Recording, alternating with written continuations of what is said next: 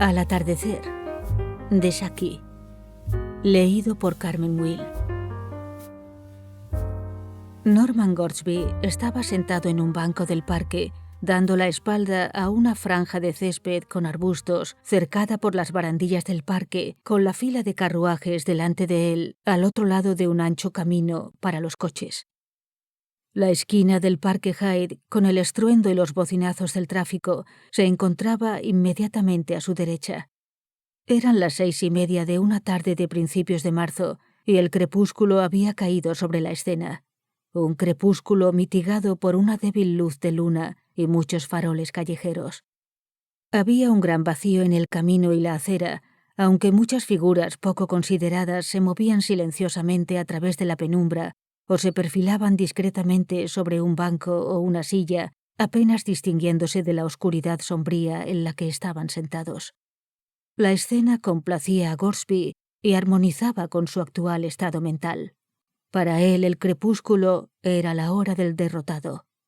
Los hombres y las mujeres que habían luchado y perdido, que habían ocultado lo más lejos posible de la visión de los curiosos sus fortunas derribadas y sus esperanzas muertas, surgían en esta hora del anochecer, cuando las ropas raídas, los hombros caídos y la mirada infeliz podían pasar desapercibidos o, en todo caso, no ser reconocidos.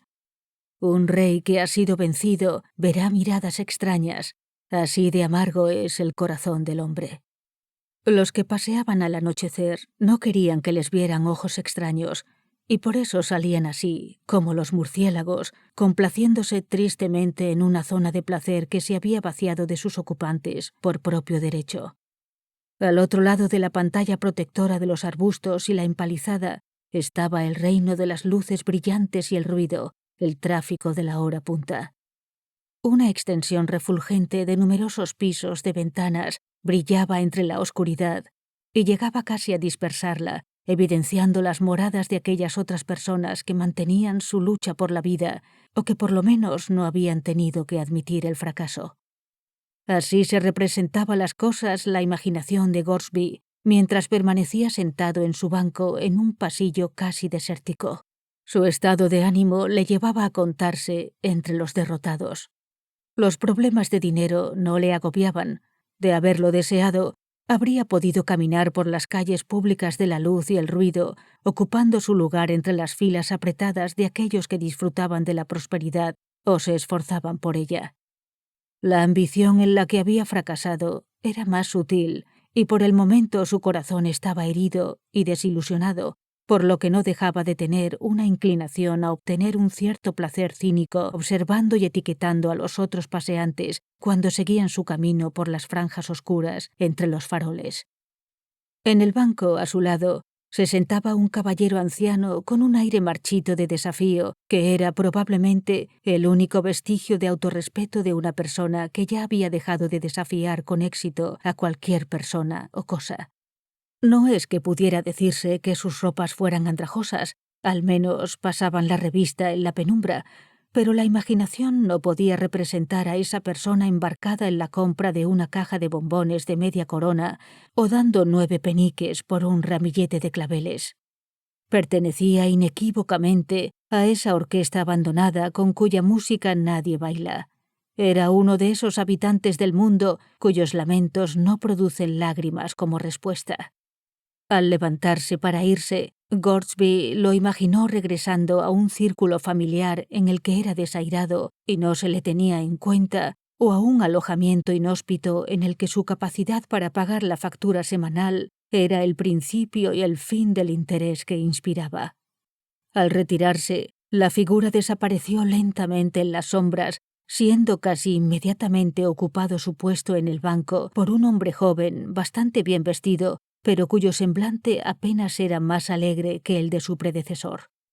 Como poniendo de relieve el hecho de que no le iba muy bien en el mundo, al dejarse caer en el asiento, el recién llegado lanzó una palabrota colérica y bien audible. «¿No parece estar usted de muy buen humor?», observó Gortsby, considerando que el otro esperaría que su demostración hubiera sido debidamente percibida. El hombre se volvió hacia él con una mirada de encantadora franqueza que le hizo ponerse inmediatamente a la defensiva. No estaría usted de muy buen humor si se encontrara en el mismo aprieto que yo, contestó. He hecho la cosa más estúpida de toda mi vida. ¿Sí? Preguntó Gortsby, sin mucho apasionamiento. Llegué esta tarde con la pretensión de quedarme en el Hotel Patagonia de la Plaza Berkshire, siguió diciendo el joven. Y al llegar allí descubrí que había sido derribado hace unas semanas porque piensan construir una sala de cine. El taxista me recomendó otro hotel que estaba un poco lejos y fui allí. Envié una carta a los míos dándoles la dirección y luego fui a comprar un poco de jabón, pues había olvidado meterlo en la maleta y odio utilizar el jabón de hotel. Después salí a pasear un rato, me tomé una copa en un bar y miré las tiendas, y cuando quise darme la vuelta para dirigirme al hotel, me di cuenta de pronto de que no me acordaba de su nombre, ni siquiera de la calle en la que estaba. Bonita situación para alguien que no tiene ningún amigo o conocido en Londres. Desde luego, puedo telegrafiar a los míos para que me den la dirección, pero mi carta no les llegará hasta mañana.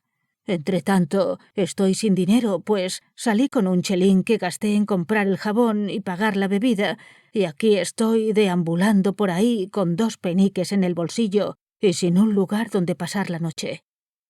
Tras contar la historia, se produjo una pausa elocuente antes de proseguir. Supongo que pensará que le he contado una historia imposible, añadió el joven con un indicio de resentimiento en su voz. No del todo imposible, contestó Gortsby juiciosamente. Recuerdo que me pasó exactamente lo mismo en una capital extranjera, y en aquella ocasión éramos 2, lo que hace que la situación fuera más notable. Por fortuna recordamos que el hotel estaba en una especie de canal, y cuando dimos con el canal, fuimos capaces de encontrar el camino de regreso al hotel. El joven se animó con ese recuerdo. En una ciudad extranjera no me preocuparía tanto. Siempre se puede ir al cónsul para solicitarle la ayuda necesaria. Pero aquí, en tu propio país, te encuentras mucho más abandonado si te ves en un aprieto. A menos que pueda encontrar un tipo decente que se trague mi historia y me preste algún dinero, me parece que tendré que pasar la noche tirado por ahí. De cualquier manera, me alegra que no considere usted que la historia es absolutamente improbable. Puso bastante calidez en este último comentario, como indicando quizá la esperanza de que Gortsby no careciera de la necesaria decencia. Desde luego, el punto débil de su historia es que no puede enseñarme el jabón. El joven se enderezó inmediatamente, se tocó los bolsillos del abrigo y se puso en pie de un salto. «Debo haberlo perdido», murmuró colérico. La pérdida de un hotel y una pastilla de jabón en la misma tarde sugiere un descuido deliberado, comentó Gortsby, pero el joven apenas se quedó para escuchar el final del comentario. Se alejó por el camino, manteniendo la cabeza alta, con la actitud de alguien cuya confianza está algo perdida. «Fue una pena», musitó Gortsby en voz baja. El hecho de haber salido a comprar el jabón fue el único toque convincente de toda la historia. Sin embargo, fue ese pequeño detalle el que le perdió. Si hubiera tenido la brillante previsión de hacerse con una pastilla de jabón, envuelta y anudada con toda la solicitud del vendedor, habría sido genial en su campo particular. Pues en ese campo, ser un genio consiste ciertamente en tener una capacidad infinita para tomar precauciones. Reflexionando así, Gortsby se levantó para irse, pero al hacerlo se le escapó una exclamación de preocupación. En el suelo, al lado del banco, había un pequeño paquete ovalado envuelto y atado con la solicitud de un dependiente. No podía ser otra cosa que una pastilla de jabón, que evidentemente se le había caído al joven del bolsillo del abrigo cuando se agachó para sentarse. Un momento después, escudriñaba el camino envuelto en sombras, buscando con ansiedad una figura juvenil con un abrigo ligero. Casi había abandonado la búsqueda cuando le vio de pie y falto de decisión al borde de un camino de carruajes, inseguro evidentemente de si cruzaba el parque o se metía en las atestadas aceras del puente Knights. Se dio la vuelta con un aire de hostilidad defensiva cuando vio que Gortsby le llamaba. «Oiga, la pieza clave de la autenticidad de su historia ha aparecido», dijo Gortsby, tendiéndole la pastilla de jabón. «Debió caérsele del bolsillo del abrigo cuando se levantó. La vi en el suelo nada más irse usted. Debe excusar mi incredulidad, pero las apariencias estaban en su contra, mientras que ahora, apelando al testimonio del jabón, creo que debo atenerme al veredicto. Si el préstamo de un soberano le es de alguna utilidad». El joven eliminó presuroso cualquier duda sobre el tema al meterse la moneda en el bolsillo. «Esta es mi tarjeta con la dirección», siguió diciendo Gortsby. «Cualquier día de esta semana servirá para devolver el dinero. Y aquí está el jabón. No lo vuelva a perder. Ha sido un buen amigo para usted». Fue una suerte que lo encontrara», dijo el joven, y luego, con la voz entrecortada, murmuró una o dos palabras de agradecimiento y desapareció en la dirección del puente Knights. «Pobre muchacho. Estuvo muy cerca de venirse abajo», dijo Gortsby para sí mismo. «Pero no me sorprende. El alivio de su apuro debe haberle resultado demasiado poderoso. Es una lección para mí, para que en el futuro no sea demasiado listo al juzgar las circunstancias».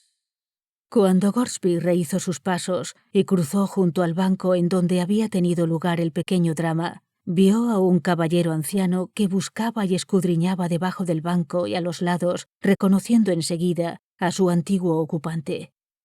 «¿Ha perdido algo, señor?», preguntó. «Así es, caballero. Una pastilla de jabón».